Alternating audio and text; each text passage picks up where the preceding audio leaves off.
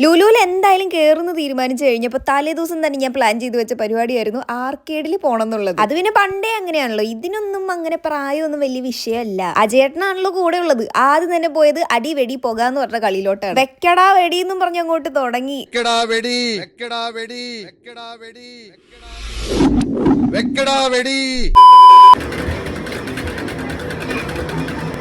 ആ ഗെയിം എന്തായാലും നല്ല രസം ഉണ്ടായിരുന്നു കേട്ടോ. ആര് ജയിക്കും പറഞ്ഞ ആകാംക്ഷാഭരിതനായിട്ട് നിന്നതാണ്. പക്ഷെ കാര്യമില്ലാതെ ആര് ജയിച്ചു എന്നൊന്നും അതിൽ കാണിച്ചില്ല. നെക്സ്റ്റ് ഗെയിം ആയിരുന്നു ആര് ചേച്ചിയുടെ ഫേവറേറ്റ് ഗെയിം. വേറൊന്നുമല്ല, തലതല്ലി പൊട്ടിക്കൽ. ഇതിനേക്കാളും ഇൻട്രസ്റ്റിംഗ് ആയിട്ടുള്ള ഒരു ഗെയിം വേറെ എന്തുണ്ട്? എന്നെക്കാൾ മുമ്പേ കളിച്ച ആളുടെ സ്കോർ 200 എന്തോ ആയിരുന്നു. ആൻഡ് എനിക്ക് കിട്ടിയ സ്കോറോ 800+. ആര് ചേച്ചി ഒരു ഭീകരി തന്നെ. കുറച്ചു പേർക്കെങ്കിലും അറിയാമായിരിക്കും അജിക്ക് ഒരു ഗെയിമിംഗ് ചാനൽ ഉള്ള കാര്യം. നേരിട്ടുള്ള സ്കിൽ എങ്ങനെയുണ്ട് നോക്കാൻ വേണ്ടി കളിച്ചു നോക്കിയതാണ്. പക്ഷെ ഗസ് വാട്ട്, ആര് ചേച്ചിക്കായിരുന്നു ഒടുക്കത്തെ സ്കിൽ. വീണ്ടും ആര് ചേച്ചി ഒരു ഭീകരി തന്നെ.